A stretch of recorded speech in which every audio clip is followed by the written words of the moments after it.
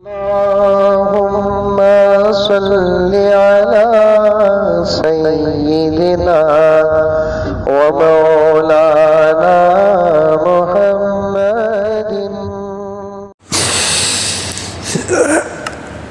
پہلے ایک مجھے ضروری سوال آیا کہ ایک صاحب فون کر رہے ہیں کہ اسپرے جو کپڑوں کو خوشبو کا اسپرے لگاتے ہیں وہ مارنا جائز ہے کیا؟ اصل میں کیا ہے، جب میں نے کہا کہ نہیں تو انہوں بولے کہ نہیں حضرت فلاں ملک کے فلاں مولانا انہوں جائز بولے ہیں۔ سب سے پہلی بات یہ ہے کہ جب یہ مسئلہ ایک مولانا سے پوچھ لیتے ہیں تو پھر دوسرے مولانا سے مسئلہ نہ پوچھو۔ دو مولوی صاحبوں کا مسئلہ بھی وہی ہوتا ہے، ایک مولانا ڈائریکٹ فتویٰ جو ہے وہ دیتے ہیں اور ایک مولانا فتوے کے ساتھ تقویٰ بھی ملا کر دیتے ہیں۔ ایک ہے فتویٰ، ایک ہے تقویٰ۔ کبھی کبھار فتوے میں چھوٹ مل جاتی ہے، تقوی میں چھوٹ نہیں ملتی، اور احتیاط تقوی میں ہے، فتوے میں نہیں ہے۔ فتویٰ کیا ہے؟ جائز جائز، ناجائز ناجائز۔ الکحل اسپرے جو مارتے ہیں خوشبو کا، اس میں الکحل رہتا ہے۔ الکحل جو ہوتا ہے اس کے بارے میں علماء کا زبردست اختلاف ہے، ہندوستان کے علماء اس پر بڑی بڑی کتابیں لکھی ہیں۔ یہ جو الکحل نکلتا پہلے زمانے میں کھجور اور انگور سے نکلتا تھا، آج دوسرے چیزوں سے نکل رہا ہے۔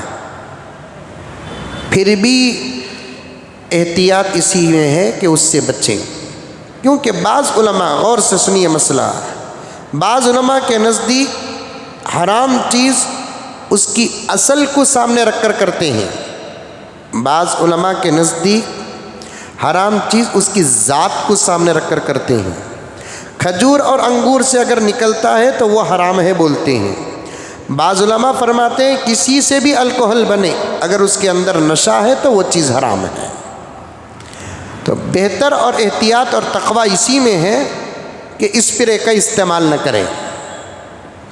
آپ کا مقصد خوشبو ہے تو پھر خوشبو کے لیے لاکھوں لاکھوں قسم کے عطر ہیں جس میں کسی قسم کا کوئی شک شبہ نہیں ہے جائز و ناجائز ہونے کا، تو وہ چیز رکھ کر الکحل والی چیز جس میں اختلاف ہے، شبہ ہے، اس کا استعمال کرنا یہ تقوی کے خلاف ہے اور فتوے کے بھی خلاف ہے۔ اتنے ملتی ہیں نا اچھے اچھے، پھر وہ خوشبو والی چیز ہی ملانا کیا ہے؟ کیونکہ دشمنوں کا دورہ ہے، وہ ہر حلال اور اچھی چیز میں کوئی نہ کوئی حرام چیز ملا دیتے ہیں، اور ان کا مقصود اسلام اور مسلمان کو برباد کرنا ہے۔ تو اسپرے کا استعمال کرنا احتیاط کا تقاضا یہی ہے کہ اسے استعمال نہ کرے، اس لیے کہ اس کے اندر الکحل ملا ہوا ہوتا ہے۔ کھجور اور انگور سے بننے والا جو الکحل ہے اس میں تو کسی قسم کا اختلاف نہیں ہے، دوسری چیزوں سے مٹیریل سے بنتا ہے تو اس میں اختلاف ہے۔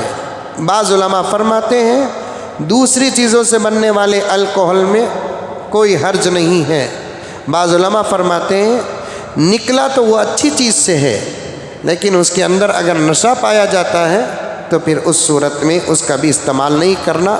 بہتر صورت یہی ہے کہ اسپرے استعمال نہ کرے، عطر استعمال کرے، خاص طور پر عود والا عطر استعمال کرے، کیونکہ عود کا عطر جو ہوتا ہے وہ خوشبو بھی ہے اور طبیعت کے اندر بھی سرور پیدا کرتا ہے اور طبیعت کے اندر طاقت بھی پیدا کرتا ہے۔ سمجھ میں آئی بات ہے؟ عود والا عطر۔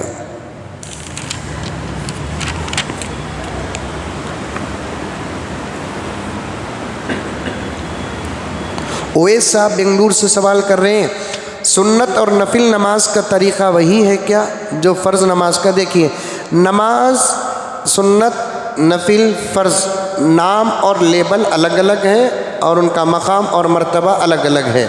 شروع کرنے تک شروع اگر کر دیے تو فرض جیسے ادا کریں گے وہی سنت بھی ادا کریں گے اور نفل بھی ادا کریں گے۔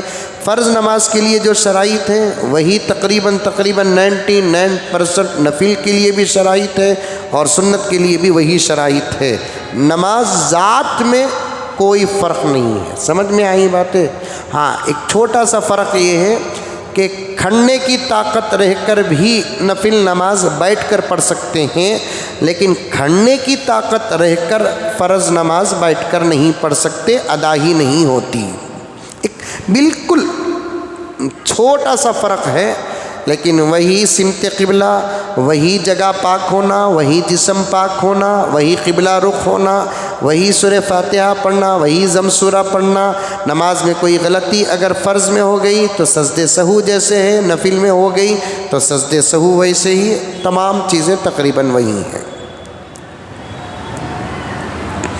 ज़ोहर और असर की नमाज में सलीम साहब बेंगलुरु से कर रहे हैं कि ज़ोहर और असर की नमाज में क़िरात नहीं पढ़ते तो क्या हमें सूरह फातिहा और दूसरा सूरा पढ़ना है? इमाम साहब के साथ अगर आप पढ़ रहे हैं ज़ोहर की नमाज या असर की नमाज तो आपको खामोश ही खड़े रहना है, आपकी तरफ से क़िरात इमाम साहब पढ़ लेंगे। समझ में यही बात है। फजर और असर और इशा की नमाज भी आप इमाम साहब के साथ पढ़ रहे हैं तो फिर अहनाफ के नज़दीक ना सूरह फातिहा पढ़ना है ना ज़म सूरा पढ़ना है, बस रुकू की तस्बीह, सजदे की तस्बीह, अत्तहियात, दरूद, दुआए मासूरा, अल्लाहु अकबर। अगर इमाम साहब समी अल्लाह बोलेंगे तो रब्बना लकल हम्द। सूरह फातिहा भी नहीं पढ़ना, ज़म सूरा भी नहीं पढ़ना। अकेले अगर नमाज़ पढ़ रहे हैं, चाहे आप फ़र्ज़ पढ़ो, चाहे सुन्नत पढ़ो, चाहे नफिल पढ़ो, आपकी क़िरात के आप ज़िम्मेदार होंगे। समझ में आई बात है? नोमान मैसूर से फ़ोन कर रहे हैं, ख़बर पर अगर बारिश की वजह से ख़बर गिर गई तो क्या मिट्टी डाल सकते हैं? डाल सकते हैं, डाल देना चाहिए। और एक साथी बेंगलुरु से फ़ोन कर रहे हैं, कुरान में गौर व फ़िक्र कैसे करना है? घूट लगो बैठना है।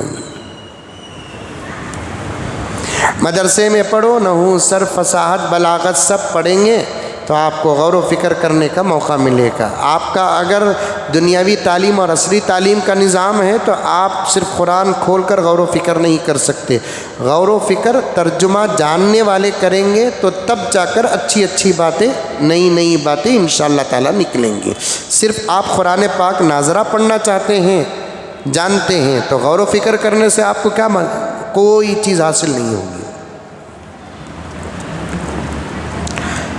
और एक साहब बेंगलुरु से फ़ोन कर रहे हैं, नाम नहीं लिखा है, कि हमारे घर में मदरसों के बच्चों को बुलाकर क्या उनको पैसे देना है कि नहीं देना है? कई को बुलाते मदरसे के बच्चों को, अगर बुलाते हैं 5-10 रुपये, छोटे छोटे बच्चे हैं तो दीजिए, अच्छा है। मदरसे में पढ़ने वाले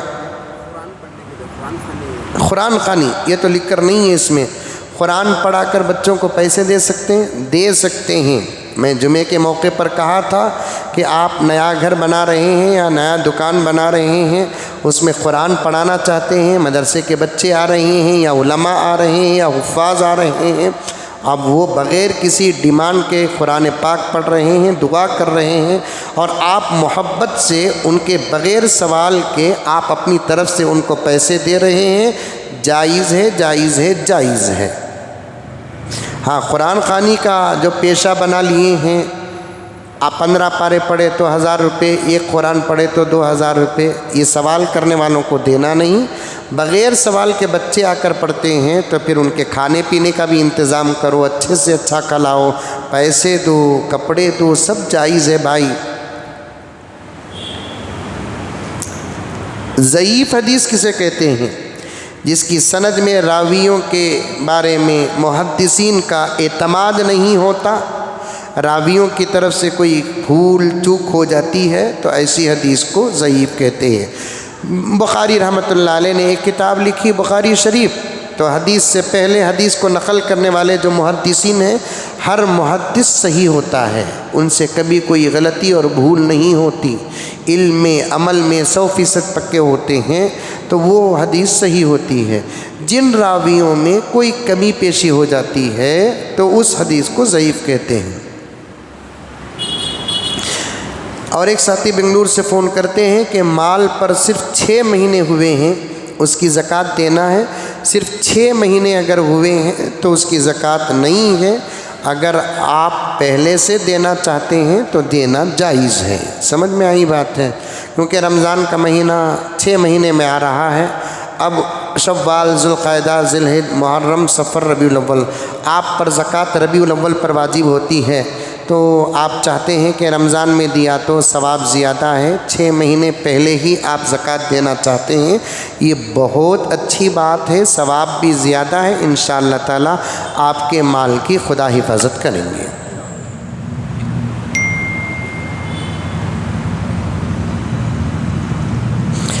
اور ایک ساتھی فون کر رہے ہیں کہ امام صاحب کے پیچھے پہلی یا دوسری رکعت میں امام صاحب رکوع میں ہیں، مقتدی جا کر داخل ہو رہے ہیں، رکوع میں جانے سے پہلے ثنا پڑھنا ہے؟ نہیں، نماز شروع ہو گئی، آپ آ کر صرف تکبیر باندھ کر خاموش کھڑیں گے، کیونکہ ثنا کا جو پڑھنے کا موقع ہے تکبیر تحریمہ کے فوراً بعد ہے، امام صاحب کے قراءت شروع کرنے تک تقریباً 15 یا 20 سیکنڈ۔ سمجھ میں یہ بات ہے؟ دوسری رکعت میں آئے، تیسری رکعت میں آئے، تکبیر باندھیں گے نیت کر کے، نماز شروع ہو جائے گی، اب کچھ پڑھنا نہیں ہے آپ کو۔ وتر کی نماز میں سید رحیم صاحب بنگلور سے سوال کرتے ہیں، وتر کی نماز میں دعائے قنوت یاد نہ ہو تو کیا پڑھنا؟ دعائے قنوت سیکھنا ہے، اصل میں دعائے قنوت بھی آسمان سے نازل ہوئی سو چیز ہے، سمجھ میں آئی بات ہے؟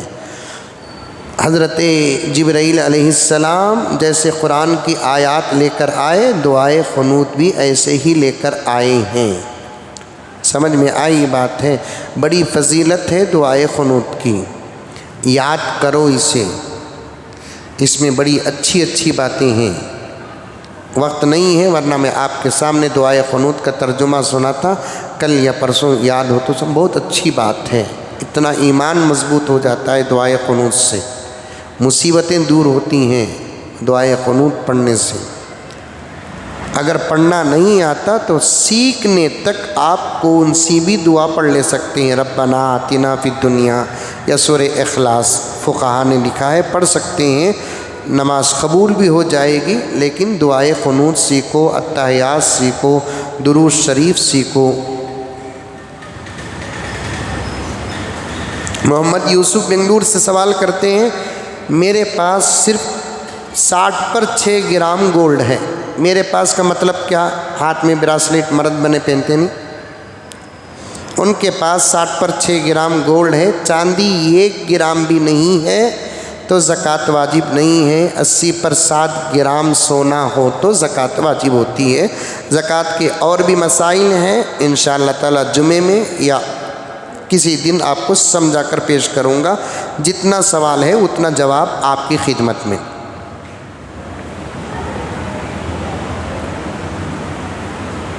دیکھیے وینوگنڈا سے ایک عورت فون کرتی ہے، میرا گھر مسجد کی دیوار سے لگ کر ہے، مسجد کی تراویح کی آواز آتی ہے، تو کیا میں گھر پر امام صاحب کی آواز کے ساتھ تراویح پڑھ سکتی ہوں؟ نہیں، اس لیے کہ مسجد کا حصہ طے ہے، آپ کا حصہ طے نہیں ہے، اس لیے آپ اپنے گھر میں رہ کر مسجد کی اقتداء کریں گے تو اقتداء نہیں ہوگی۔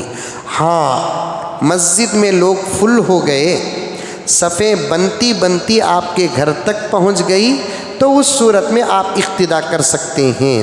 مسجد بھری نہیں، صفیں آپ کے گھر کو بھی نہیں آئے تو اس صورت میں مسجد کا احاطہ طے ہے، آپ کا گھر آپ کا طے ہے، آپ کی اقتداء صحیح نہیں ہوتی۔ بس انشاءاللہ تعالی کل بقیہ سوالات کے جواب ہوں گے۔